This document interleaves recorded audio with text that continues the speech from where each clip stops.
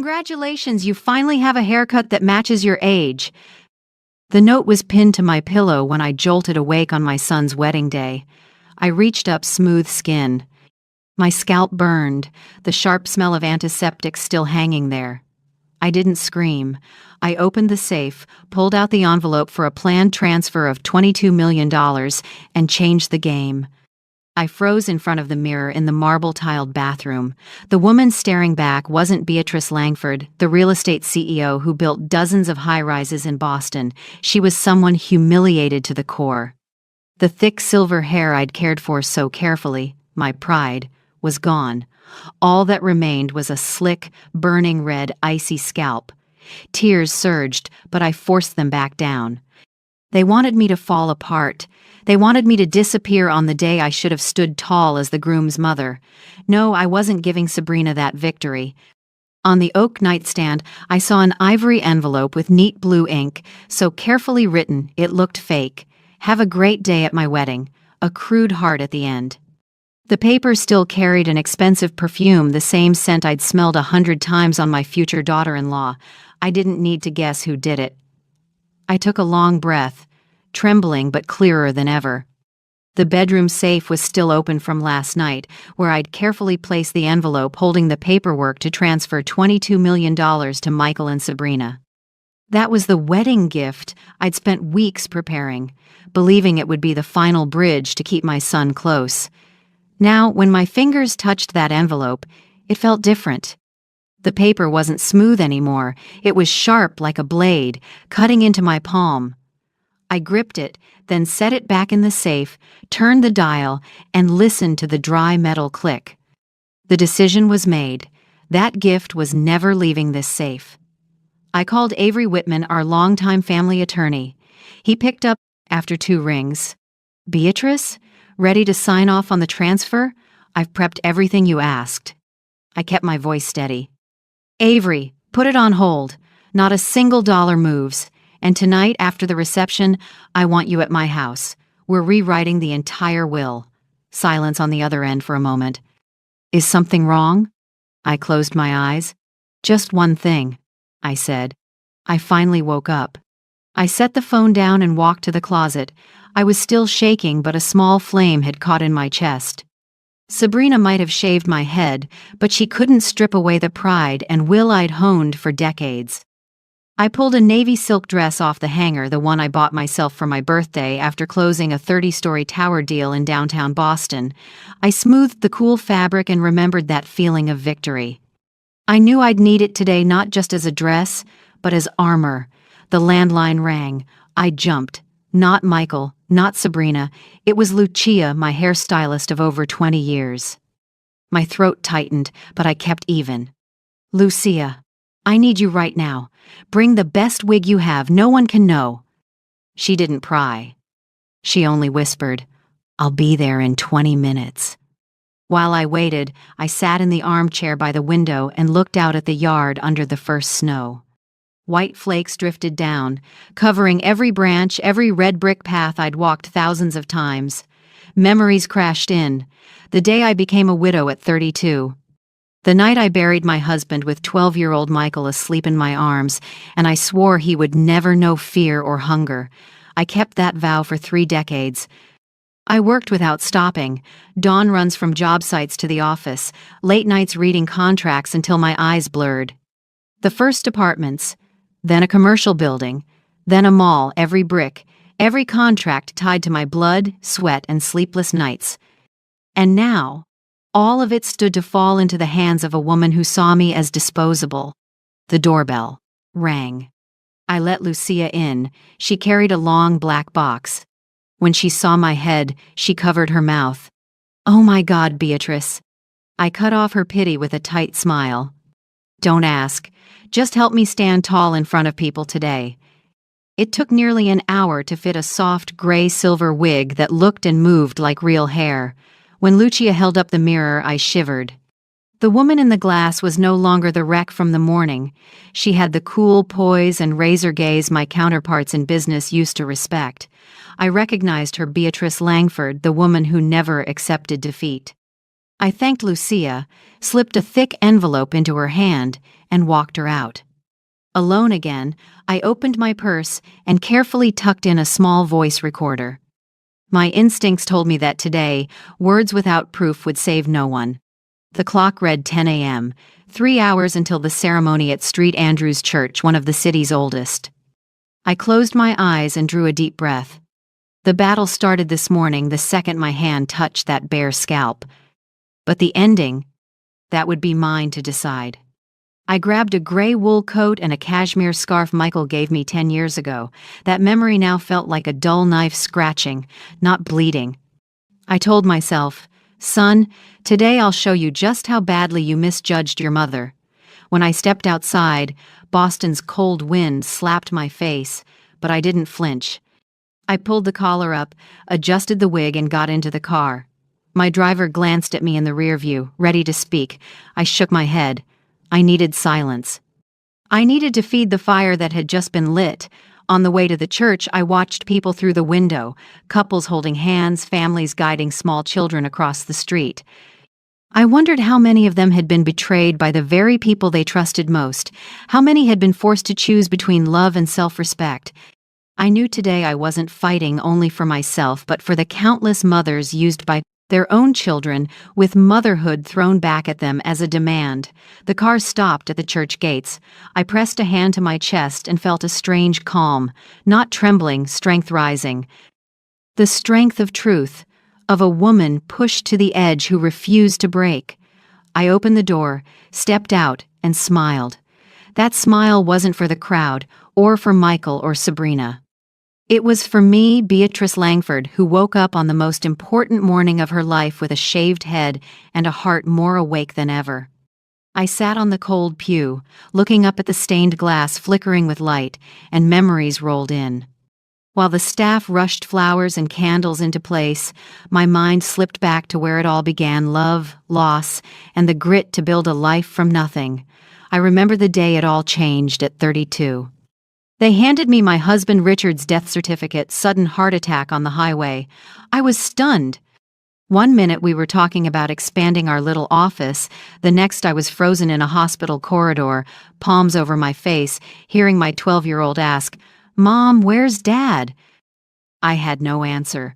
I pulled Michael in, held him, and silently swore he would never lack for anything. We went back to our small house outside Boston. That night I sat in an old armchair for hours, watched Michael asleep on the sofa, his young face still streaked with tears. In the dark, I understood. From now on, the weight was mine. No Richard to split bills, no shoulder to lean on. Just me and a boy who didn't yet know how to knot a tie for his school uniform. The next morning, as the sun lifted over the horizon, I put on a thin sweater, tied my hair back, and started my new job. Widowed mother turned accidental businesswoman. I had no capital, no specialized knowledge, but I had one thing I knew I had to survive. I learned to read financial statements like a foreign language, spent hours at the public library studying real estate, land use, property, management. At first the numbers spun in my head, but page by page, hope-open knowledge would be the sharp knife protecting us from poverty. Those first years were brutal. I worked from 5 a.m. until late at night. Days knocking on doors of tired old houses, pitching low-cost brokerage work. Nights bent over notes, learning market analysis, price comps, cold calling leads. Some nights I cried after another rejection, then got up at dawn to make Michael breakfast and drive him to school. I went hungry many days to save for his new math books. When he asked, "Mom, why aren't you eating with me?" I smiled. "I already ate. You go ahead." He believed me, and I doubled down. I wanted him to grow up feeling secure, not like me as a child, digging through empty cupboards for the last stale roll. 3 years later, I bought my first duplex. I remember signing the papers, my hand shaking so badly I could barely hold the pen. When I put the pen down, a new door opened. From there, it was brick by brick, unit by unit, building by building. The Langford real estate footprint started with freezing morning walks to a broker's office, hoarse throat calls, and nights lit by a desk lamp over burning eyes. Michael was different. He saw results, not the process. At 18, he was used to a new car, tuition paid, never thinking about the price of a shirt. I'd raised him like a prince and forgot to teach the prince how to wield a sword. On his college graduation day, I watched him stride across the stage, robe billowing. I thought I'd done it, turned a fatherless boy into a successful man, but deep in his eyes I saw something familiar, not gratitude, entitlement. At 25, he came to me, calm as could be. "Mom, I want my own condo. You'll cover the down payment, right?" I nodded, wrote the check, asked no questions. Not the first ask and not the last. At 30, he brought Sabrina home and said flatly, "We want to do Europe nice and luxe. You'll take care of it, right?" Not a request, an order with a smile.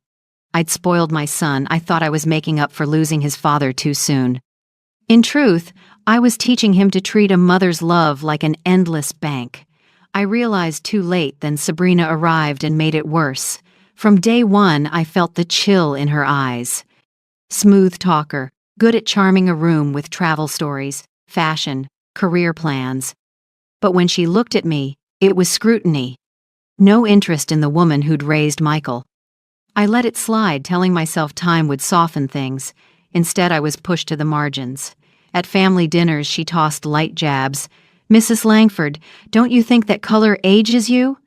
Maybe try something fresher." Michael just laughed, nodding along like a shadow.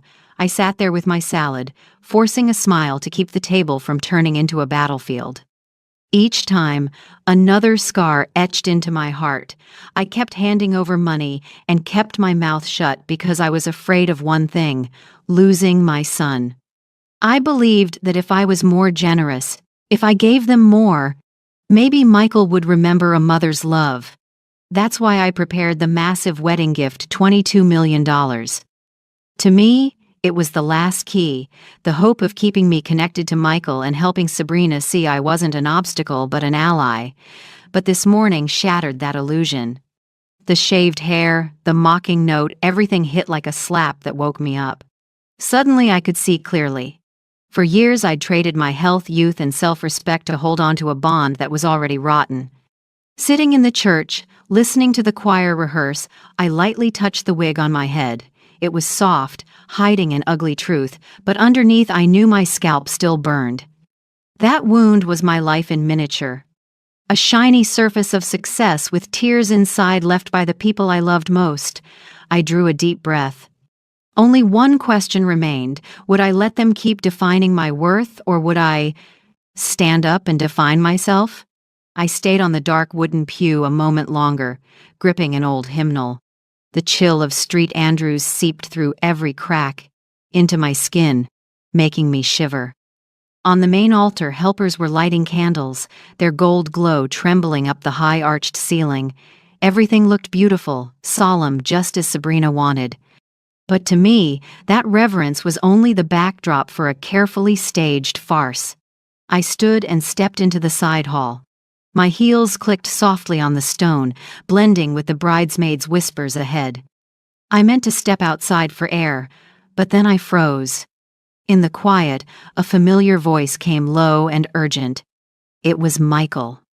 I pressed against a large stone column carved with classical patterns, forcing my breathing to slow. My son's voice carried in a hushed echo, each word slicing the space. "Tessa, no, don't show up here now. I told you. Just wait until after the ceremony." That name stabbed my chest. Tessa Park. I'd seen her many times at Michael's office, the young secretary with quick eyes and a bright smile. I used to think she was just a dedicated assistant. Now, everything was clear as day. Michael went on, voice dropping to a whisper into the phone. "After I get that money from my mother, everything will change. We won't have to hide anymore, won't have to sneak around. Just be patient a little longer." I let the hymnal fall to my lap, my hands shaking hard. Each word hit my ears like a cold blade. That money, he meant, was the wedding gift I'd planned? $22 million, the work of my lifetime, suddenly turned into a ticket for my son to run off with his mistress while he was still about to marry Sabrina. I tilted my head, heart pounding. Michael's voice came again, heavier.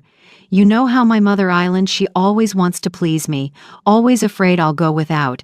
As soon as she signs this afternoon, we'll have it all. A fresh start, freedom, no strings. I bit my lip to keep from making a sound. My son, the boy who once cried into a pillow for his mother, now saw me as a wallet. He wasn't just betraying me, he was betraying his own wedding, turning those vows into a joke. In that moment, I heard footsteps rush through the hall. Michael lowered his voice. I have to go. Keep it quiet. After the honeymoon, I'll take care of everything. Tessa, trust me. Then the call cut off, leaving a thick silence. I slipped back into the shadows, pretending to study a flower arrangement in the corner. A few staffers hurried by, paying me no mind. Michael stepped out from behind the column, straightened his jacket, a flicker of strain crossing his face before he smiled, the smile everyone expects from a happy groom. But I had seen, and I had heard. I returned to the pew and sat like a dutiful churchgoer. In my purse, the tiny recorder glowed red, quietly storing every lie Michael had said. My chest ached, but something inside had hardened. I no longer clung to the fantasy that money would mend a mother-son bond. I knew I'd just gotten my first piece of evidence, the weapon to keep me from the trap my son and daughter-in-law were setting. I closed my eyes and steadied my breath. The organ swelled in rehearsal, urgent and then lingering. People would see me this morning as a proud mother waiting for her son to walk the aisle. But only I knew that, from the moment I heard that call, my heart had shifted from hurt to resolve. When I opened my eyes, colored light from the stained glass fell across my hands in bands of green, red, purple, and gold. I stared at it and thought, maybe God is showing me the way, not the road of tears, but of truth. I tightened my grip on the purse where the warm evidence rested. And I promised myself, when the moment comes, I won't tremble like I did in the mirror this morning. I will be Beatrice Langford, the woman who isn't afraid and who is ready to expose everything. I stayed on the pew, working my breath back into rhythm after what I'd just overheard. A cold, metallic ringing kept sounding inside me, a warning that the truth wasn't done. I knew Michael had another woman, knew he was only waiting for the money to leave Sabrina. But in my bones, I felt Sabrina wasn't innocent either. She'd never bothered to hide that condescending look she saved just for me.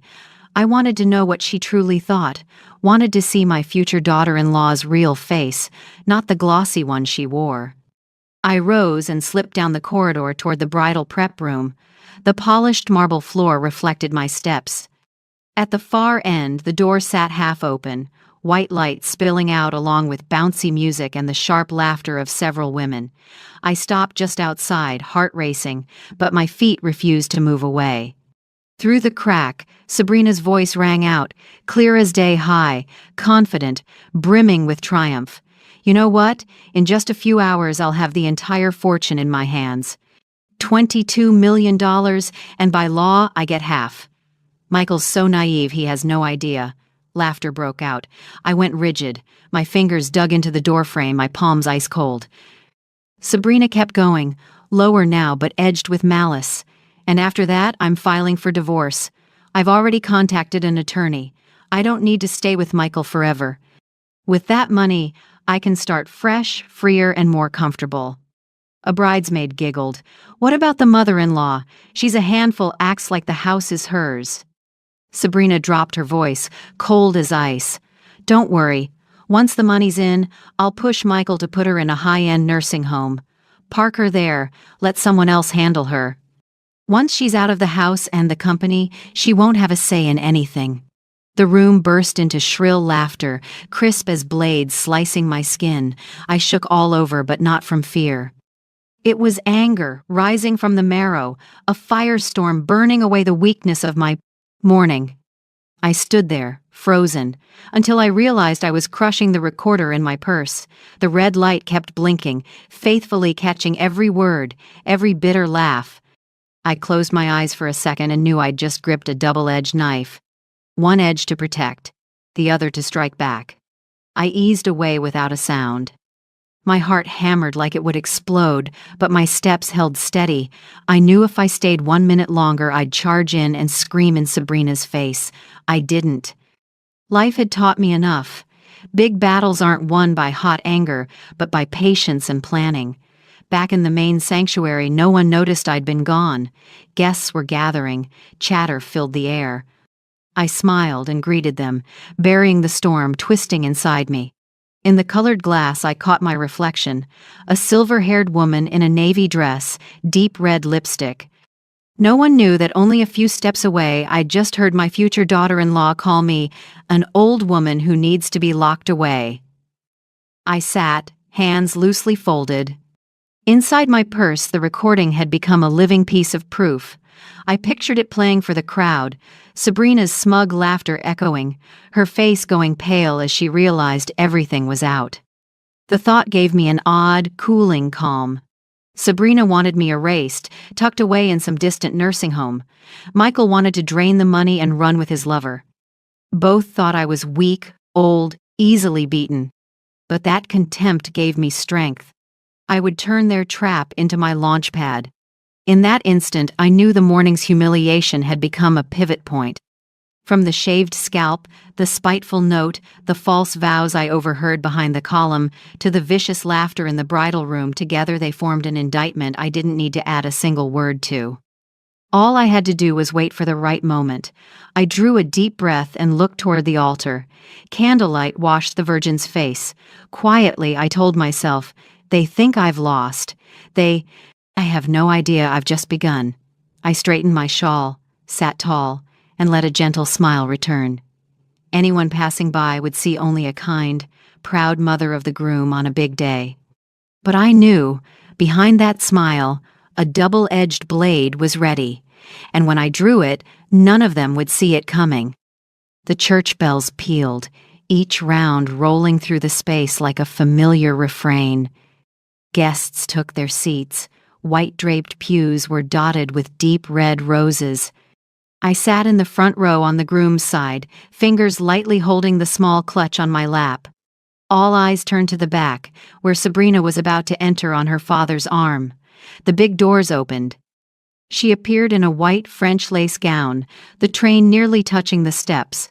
Murmurs and gasps spread, camera flashes popped. Sabrina beamed, gliding forward like the heroine in a fairy tale. I watched her and couldn't help recalling the cruel words from the dressing room minutes ago. Behind that shimmer was a calculating heart, and I was the only one here who knew it. Michael waited at the end of the aisle, sharp in a black tuxedo with a crisp white tie. His smile beamed, but to me it was only a mask.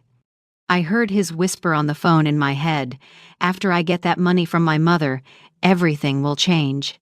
The image of the boy who once gripped my hand, shaky on toddler legs, was gone. In front of me stood a man who'd sold off both conscience and kinship. The ceremony began. The priest's opening words were steady and solemn, echoing under the high vault.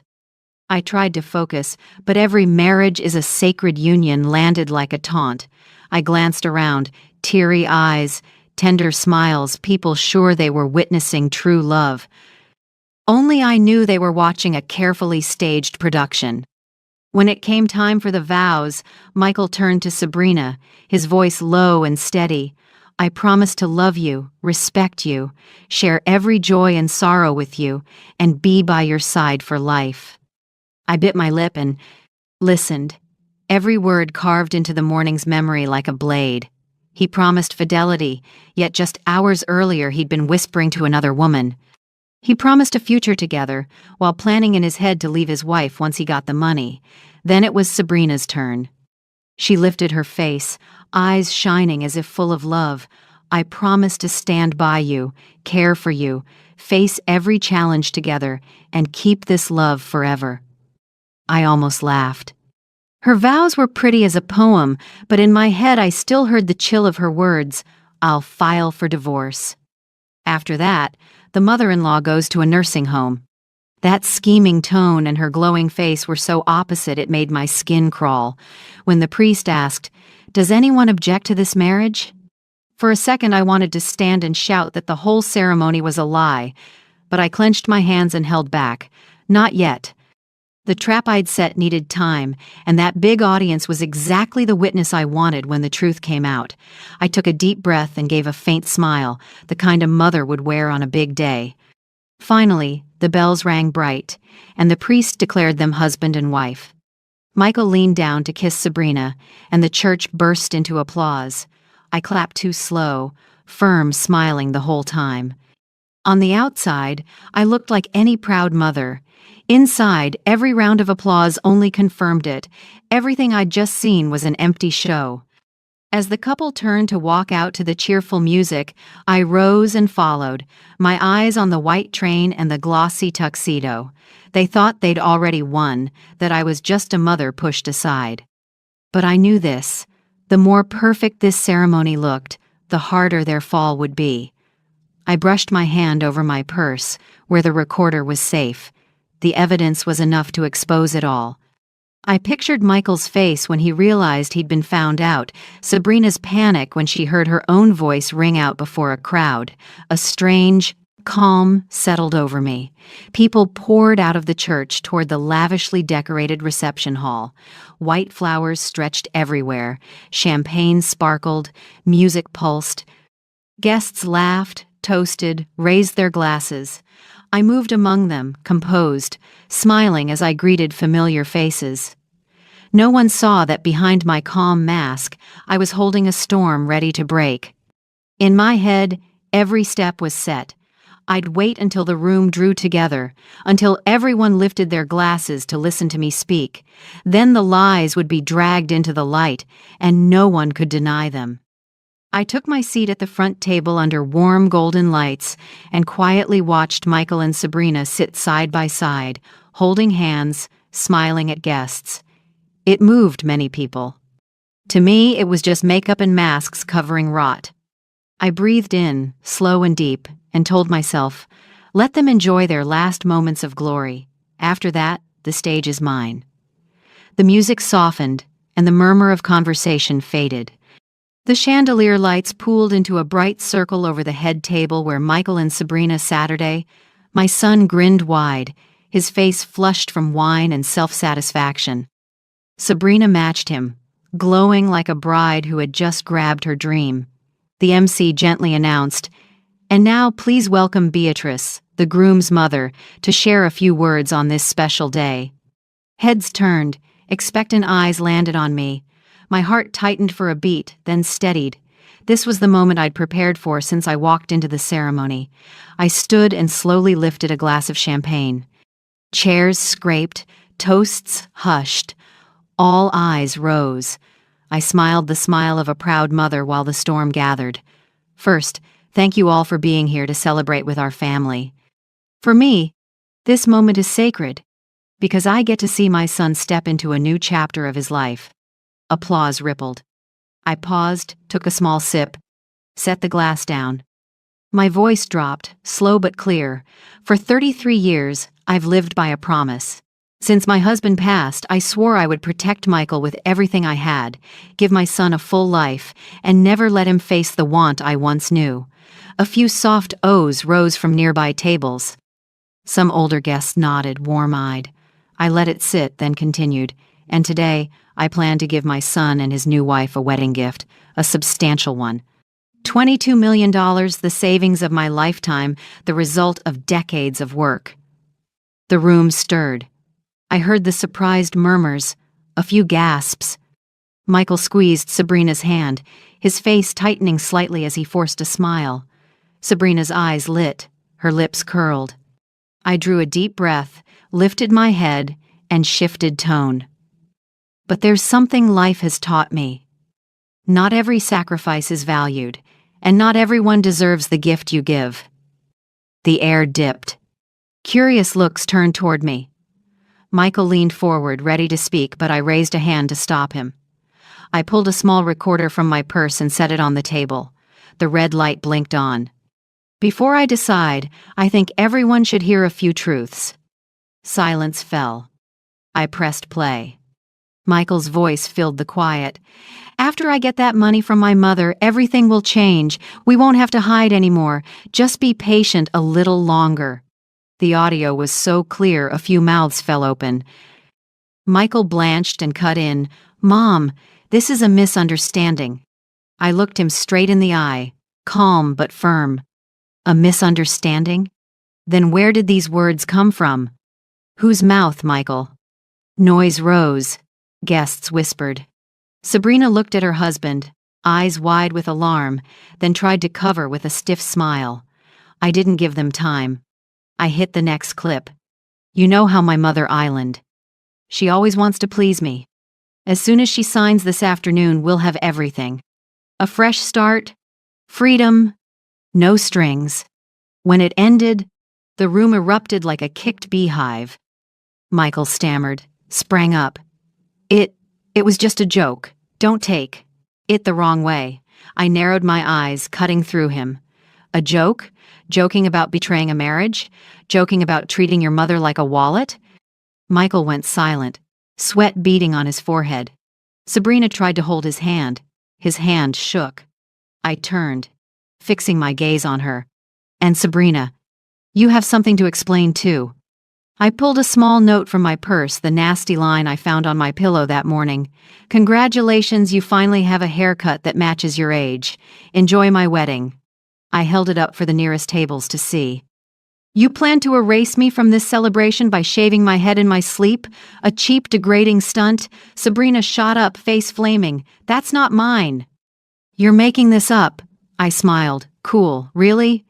Then why did you brag in the bridal room at noon that you'd divorce in a few months and take half the money?" I heard everything. "And I have witnesses if needed." The room froze. Some guests glanced at each other. Others whispered into their phones, clearly recording. Sabrina's face went white, her lips trembling without sound. I let the silence stretch, then slowly raised my glass. "So, I'm canceling the $22 million gift. Neither of you deserves a penny of the money I earned with blood and tears." Conversation crashed like a wave. Michael collapsed into his chair, head down, hand over his face. Sabrina stood rigid, shaking. I ended in a level voice that carried, "The greatest wedding gift I can give today is the truth. And the truth is this: greed and betrayal never win."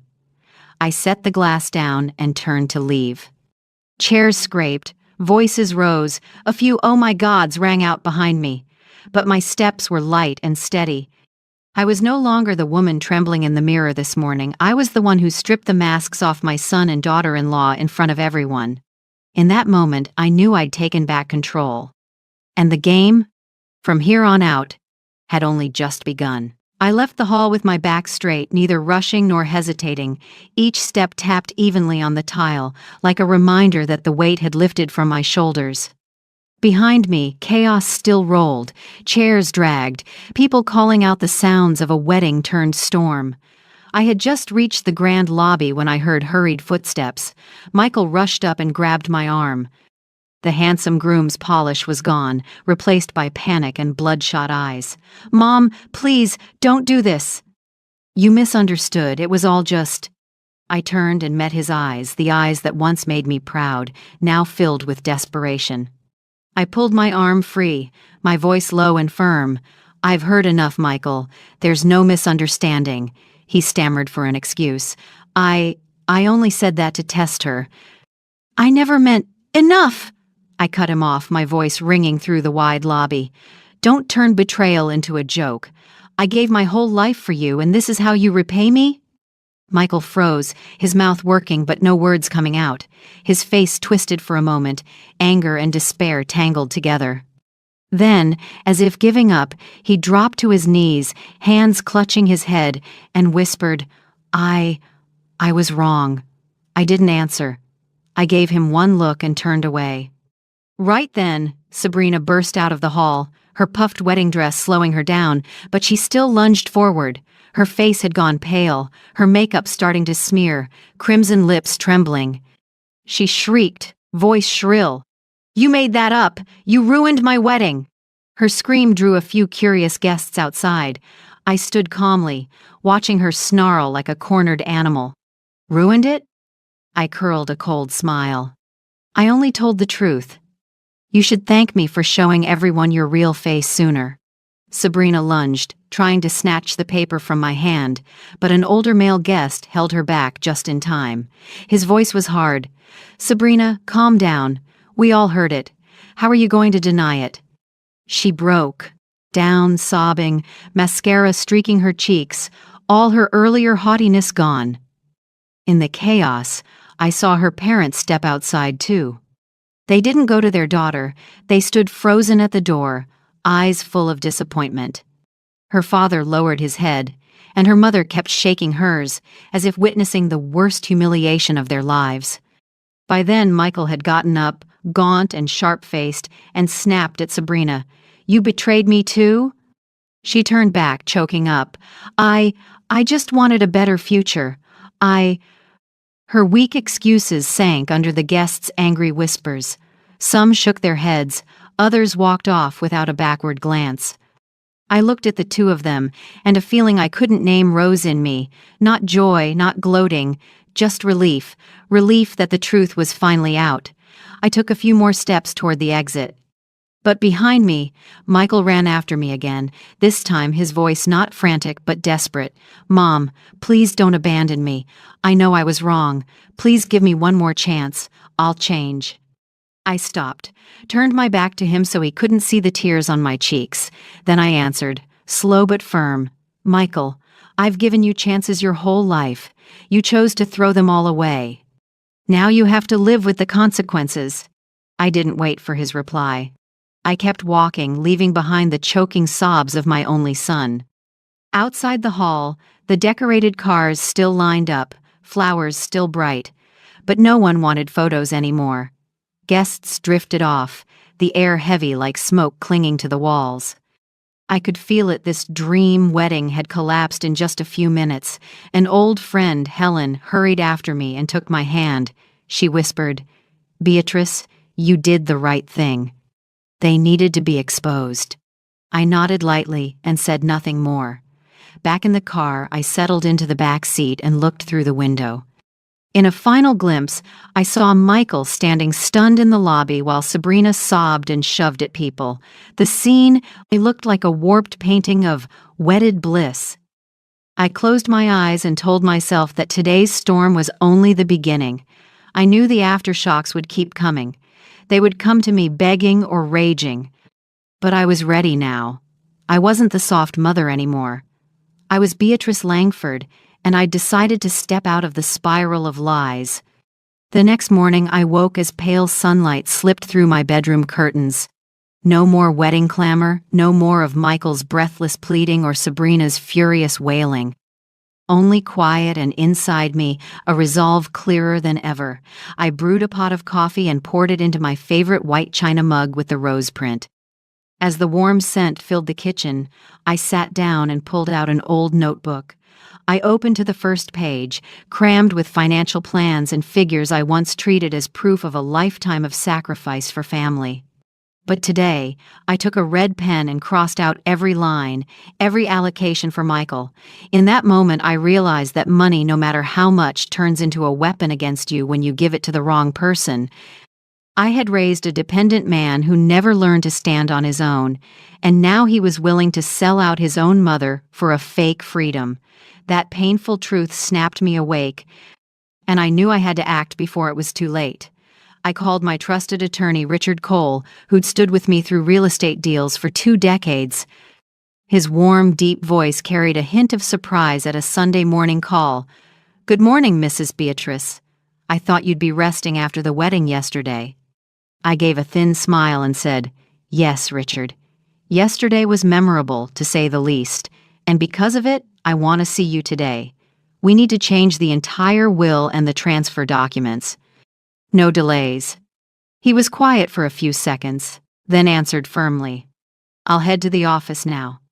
Can you meet me at 10 o'clock? I nodded, feeling light as if a stone had been lifted off my chest.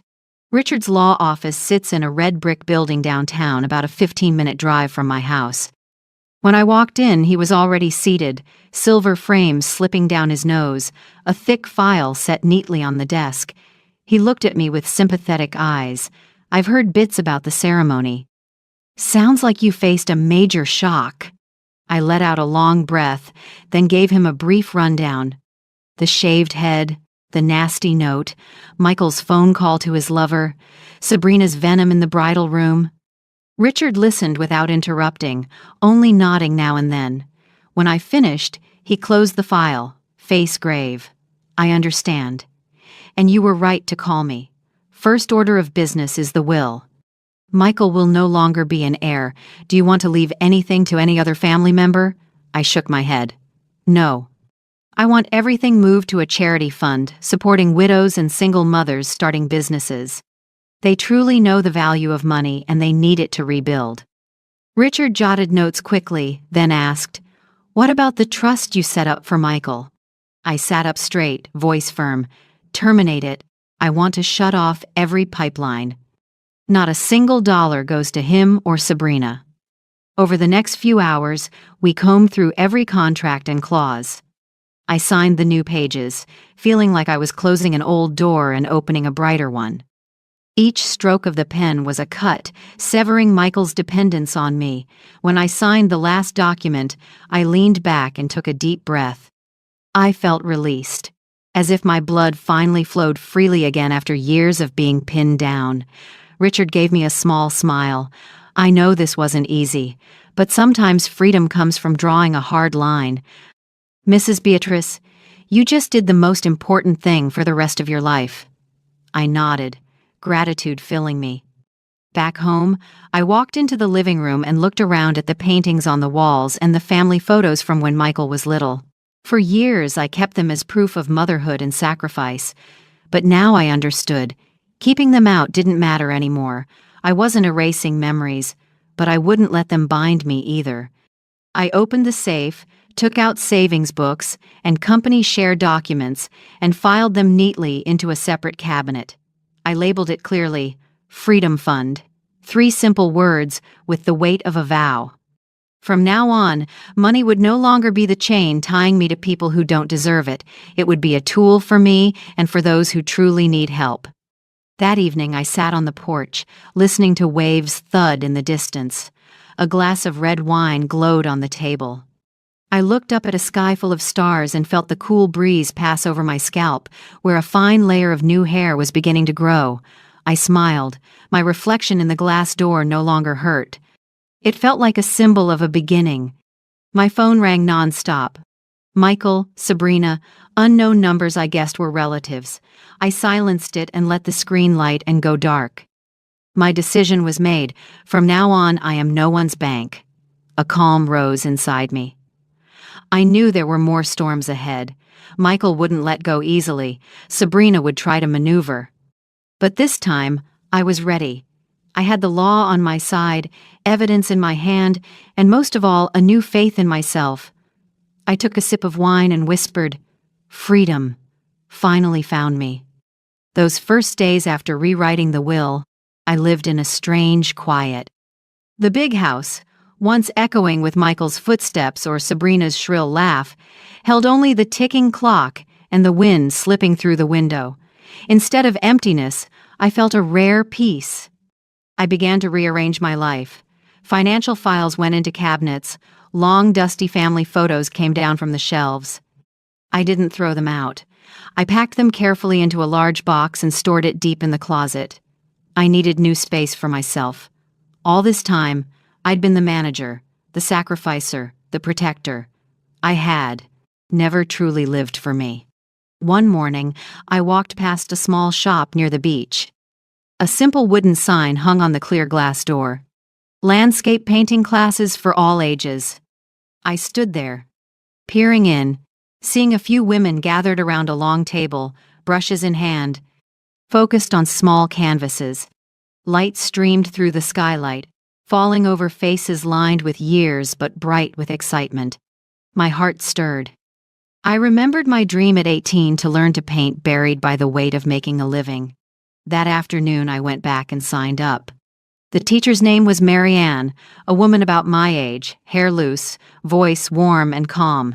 She smiled when I fumbled with the brush. "No grades here, just joy. Let your hand lead your heart." The first lesson was seascapes. I looked out the window at whitecaps breaking on the sand. I laid my first stroke on the canvas, shy as if learning to write again.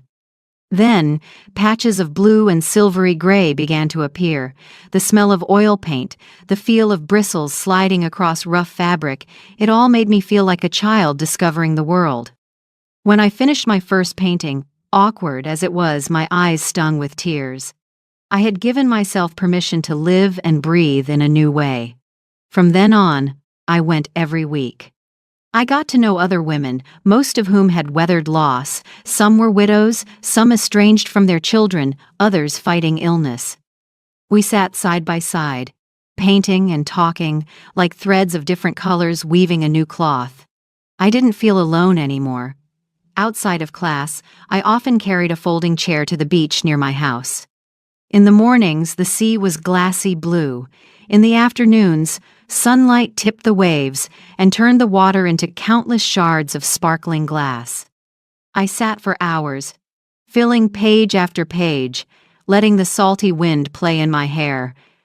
The ocean never bored me, every day a new face, every moment a different shade. Like me relearning myself, changing day by day. In class, I grew especially close to a man named Samuel. He was a few years older than me, salt and pepper hair, tall and lean. He had been a structural engineer, retired early after his wife died of cancer.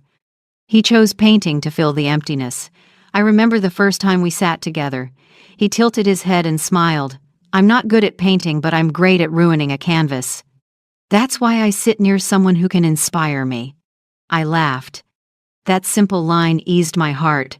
From then on, we traded tips on color and mixing paint. One day I smeared a corner of my canvas by accident. Samuel leaned over. "Don't worry. Mistakes can become the focal point. My life is proof." We laughed, and in that laughter I realized it had been a long time since my heart felt that light. After class, Samuel often walked with me to the beach. We talked about the past, our children, and lonely days. He didn't pry or judge. He just listened with quiet respect. Once, I blurted out the story of Michael and Sabrina, the hurt I'd just been through. I worried he'd be shocked or pity me, but Samuel only nodded. "I get it. Losing trust in family can hurt more than losing money, but you're standing here, that means you chose to move forward. That's worth more than any amount of money." My throat tightened. No flowery comfort, just one short sentence, and I felt seen. Little by little, I found myself again. I no longer woke up, worried about what my son needed or what my daughter-in-law would criticize. I woke to choose a new palette, to walk on the sand, to hear Samuel talk about a project he once designed. I realized life after 65 isn't an ending, it can be a beginning. One evening, as a fiery sunset spread across the horizon, I set my brush down and looked at the painting I'd just finished. In it, the sea stretched wide, the sky glowed, and in the right corner I painted a woman standing tall, silver hair blowing in the wind. That was me, but not the fragile, dependent Beatrice. It was the new Beatrice, free, at ease, smiling at her own reflection. I understood then. Art didn't just pull me out of the dark, it gave me a mirror for my soul. With the ocean, the colors, and a friend who knew how to listen, I'd begun the journey back to myself. A journey I once never dared to imagine.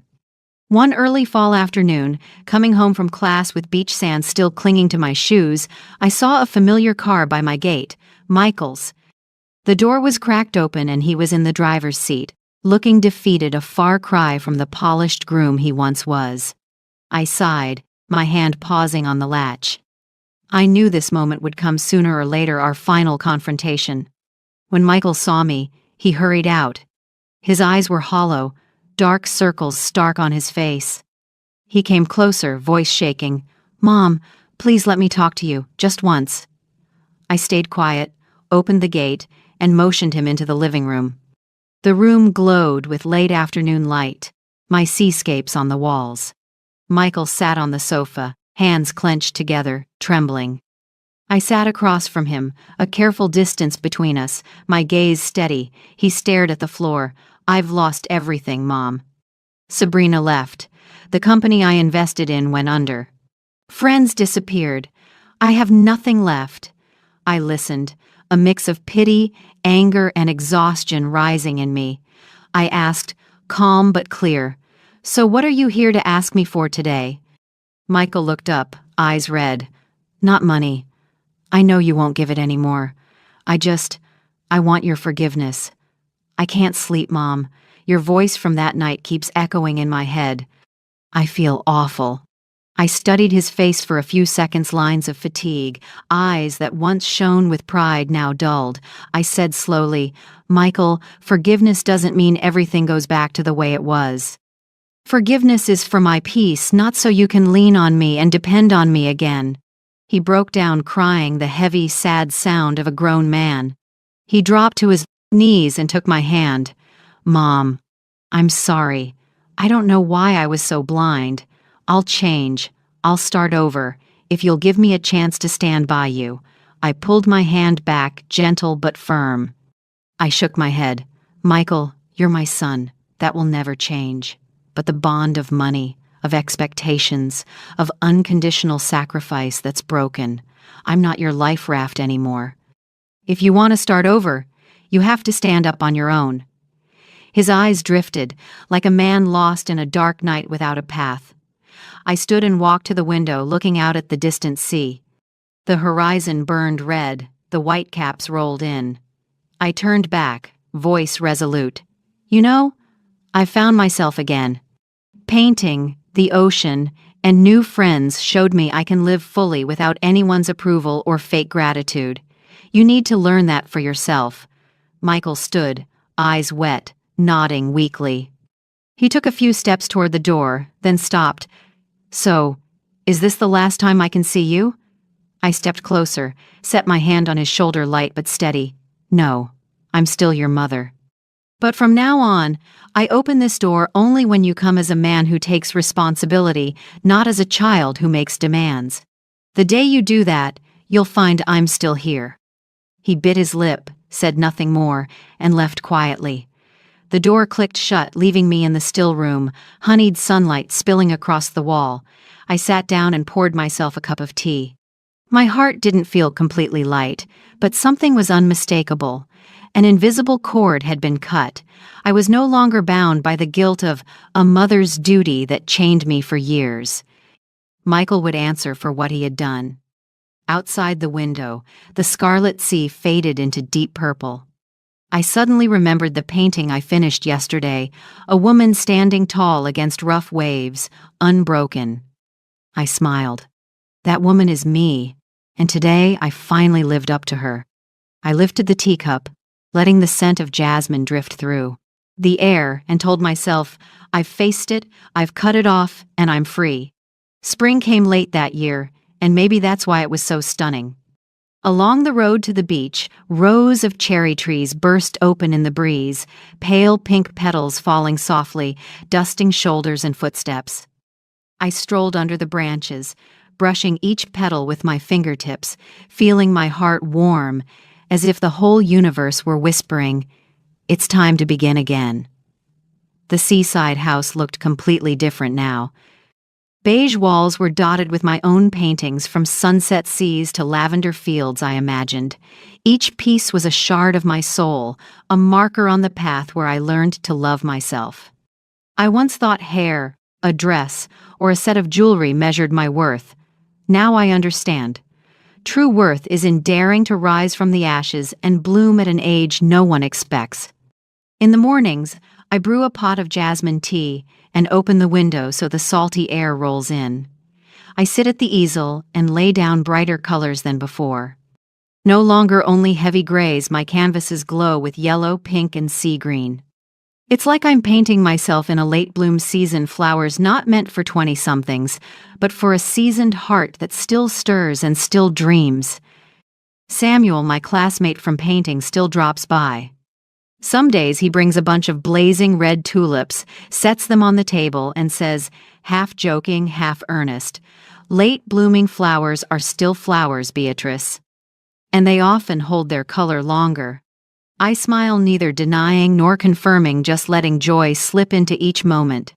We sit on the porch, watch the ocean, sip coffee, He talks about structures he once designed. I talk about the years I juggled ledgers and sleepless nights. Once, he looked at me for a long time and said, "You know, I've never seen anyone as brave as you. Most people stay silent and endure. You chose to walk away." His words quieted something deep inside me. I didn't answer right. Away, just turned to the sea, where whitecaps kept rolling in like steady heartbeats. One afternoon, our class held a small-town exhibit. I brought a few of my pieces, both nervous and self-conscious. But when I saw them hanging beside others, I realized they held their own. A visitor lingered before Woman in the Sea and asked, "Who painted this? I'd like to buy it." I shook my head with a gentle smile. "I'm sorry, this one isn't for sale. It's a personal reminder." He nodded, understanding. The story made its way around class.